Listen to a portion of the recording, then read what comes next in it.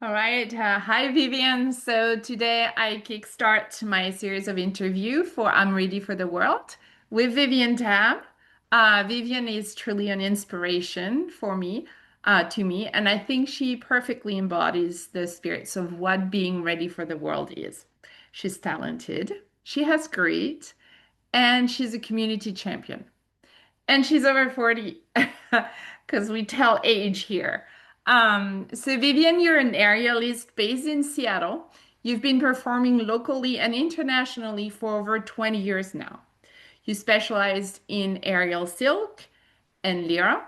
You are extremely versatile.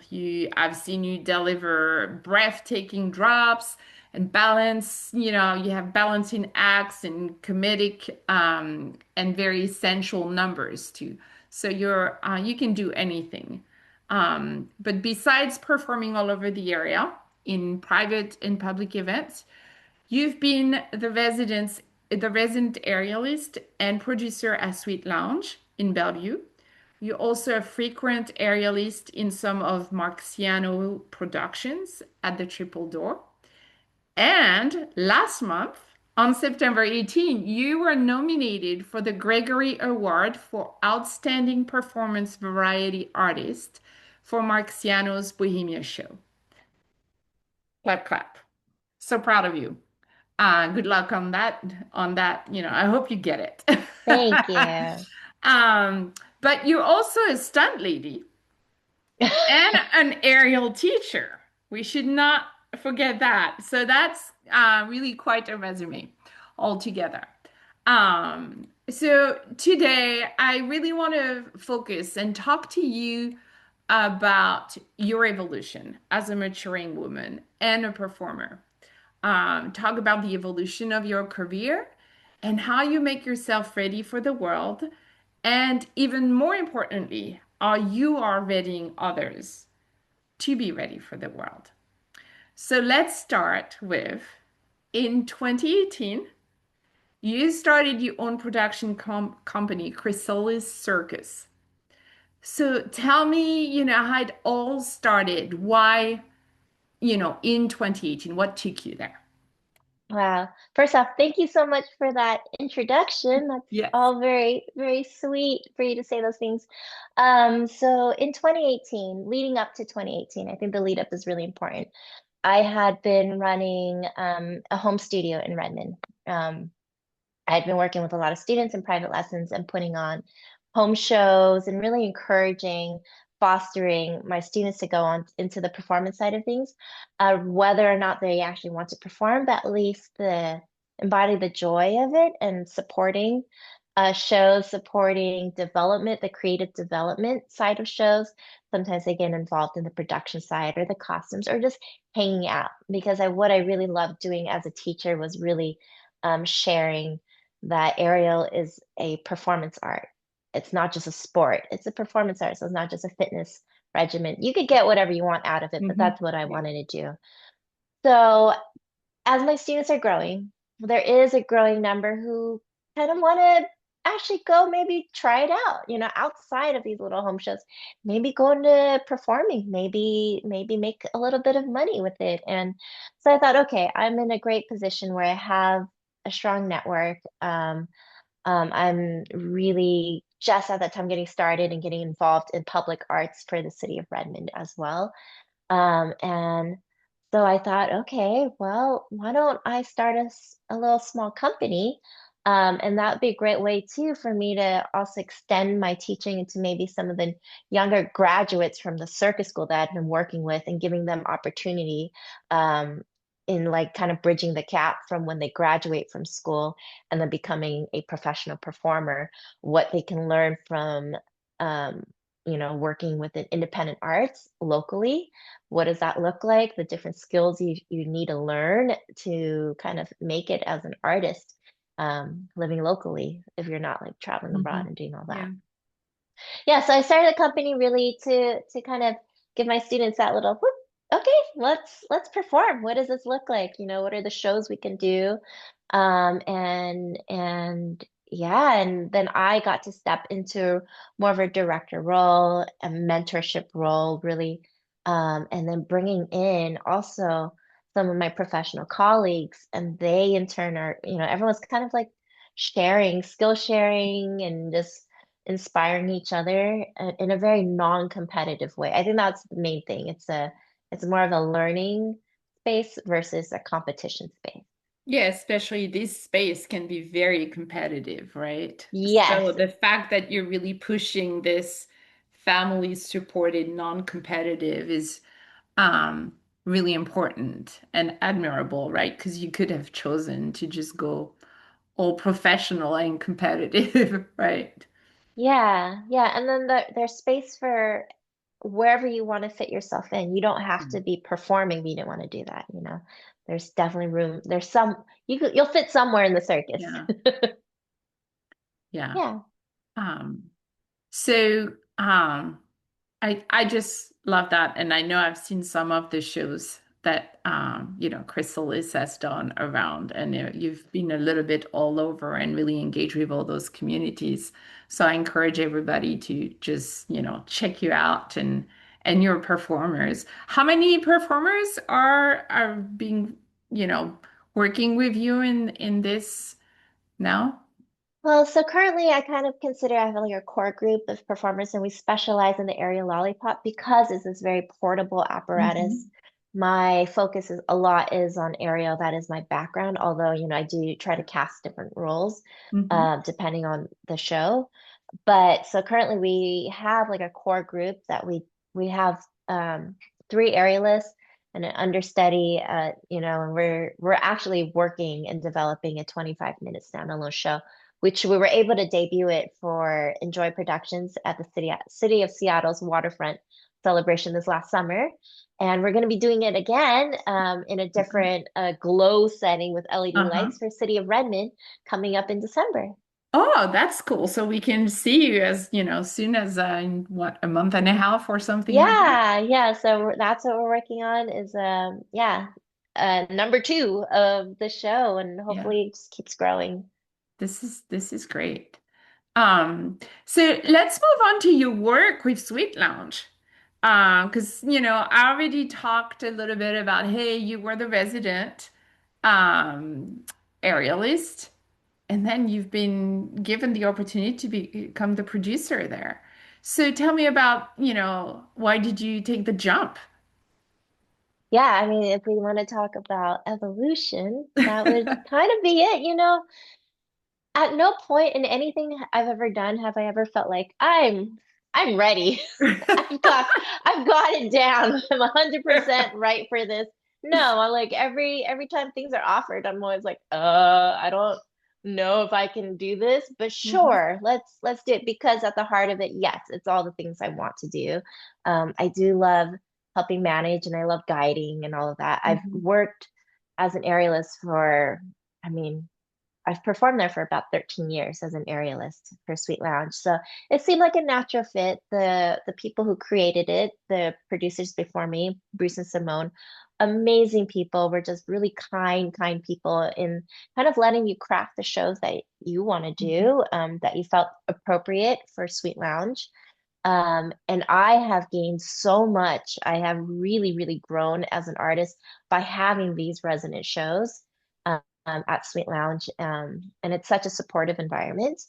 So I have personally grown from it. I think it's an amazing gig for a performer. So coming in, I think it was really fun to just kind of continue what was already established there. Mhm. Also, really loving non-competitive. We all really like to just see each other grow and use this really cool, unique space to perform every weekend. I think it's quite a gift to be able to have a show like that. Yeah, and it's on the east side too, because often a Yeah, lot of the shows are in Seattle, and here we get, you don't the local people on the east side don't necessarily need to just cross the bridges, right? yeah, This is yeah. actually And the good one thing to I have this really community. the community side of it, yeah. I mean, we're so supported as the area listener. We're really supported by the owners and the staff at Sweet Lounge. Um, and they are also very community minded. It just all really works out, I Yeah. think, for us all to be there. And then on top of that, Um, I really want to show like, because Cirque du Soleil will come to Redmond every year, Yeah. every few years. But there is a difference, not so much as the what you're seeing in terms of acrobatic skills, but you get to talk and meet us at the Yes. restaurant. That is Yeah. one thing I think is really special. So me coming in as producer, I really wanted to highlight that, hey, come here, have a dinner with your friends, go dancing, grab a drink, set up a whole nice Saturday night, watch this great show. And then here's the cool thing, you actually get to talk to them. You get to Yeah. meet the aerialists. They are actively working in your local community. So if you wanted to learn, take classes, you can meet these teaching Yeah. artists. Yeah. This is this is I've been to, many times and got to talk to amazing people that I think I would never have heard about otherwise or even talked to and had wonderful conversations. So, yeah, this is a great venue. I want to move on to I think that's my last big question. But it's a more, I mean, we've been very personal with your career, but I want to, refocus now on the you and the being an athlete, being a woman, and getting older. So tell me about, being an aerialist over 40. What do you want other performers, whatever their gender, um, to know? What's make you, what makes you wake up in the morning and just go? How do you see the next 5 years? How are you evolving as a woman, aging in this space? Yeah, great question. Because there could be a lot of feelings about that. But ultimately for me, where I am with my age, I'm actually feeling very proud of myself. And I like I do thank my body a lot to be like, wow, thanks for getting me where I am here. I'm still able to Mhm. do this.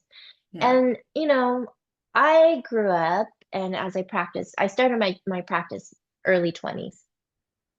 Um, there's this notion that starting at early 20s without a background in gymnastics or dance, that it was already too late. Yeah. Like, you know, this isn't for you. But that's okay. I was fine with that. I was gonna explore it Hmm. and it caught me by surprise that I not only did well with it, I made it my career. Yeah. Um, and as I'm doing it, even still, by the time I got to 30, I was going, you're too old. You can't push to the next thing. You can't push. And then I realized, no, no, no, I can. I can push these things. I'm not too old, actually. I'm feeling great. And it's really less about now, especially, it's less about, okay, what are these like huge acrobatic goals I need to acquire and to attain? It's more about what is my artistic goal? Uh-huh. And maybe it's not even a singular goal. It's like, what is my goal for this show that I've been casted now? What do I want to improve on? There's always something I want to improve on, but really more of it's more of an artistic sense. And that allows me to evolve a lot more and not just focus on the athletic part of it, Yeah. but just like the story. I really love telling stories and acting. So really me just like pushing in those arenas as well. And by doing so, I didn't realize it, that actually helped improve my physicality. I Hmm. think not having that block of just focusing on the acrobatics, but being a lot more receptive to growing as an artist Yeah. really actually helped me grow in totality. Yeah. Yeah, that is fascinating because I think a lot of people, as we age and we want to do more things, and especially women, we kind of block ourselves because I'm not this, I'm not that. But just going back to and what you're doing, going back to this is really what I get out of it and what I can give. Actually, you create your own path within that space and your own growth and your own, you know, um, limitless Vivian, basically, right? Yeah. Um, so this is um really good to hear you say that. And you sharing all this doubt that, you talked about. I never think I'm ready, but by not thinking you're ready, but by being courageous and curious, you're actually making yourself ready in so many different ways. So I think this is really good, and I just loved hearing all those stories. Um, I have some closing questions real fast. Really snap, snap. If you could go to dinner with three people, dead or alive, who would they be? Oh, this question. Oh gosh, first off in my head right now, I'm really bad with just like, I don't know, recalling things but Dolly Parton. I love her. I would love to have dinner with her. Yeah, she was like on the news just recently. We had a little medical scared, and I was just like, oh no, oh my gosh, not Dolly. Yeah, I haven't had dinner with you yet. So yes, maybe we that's should just send her this video.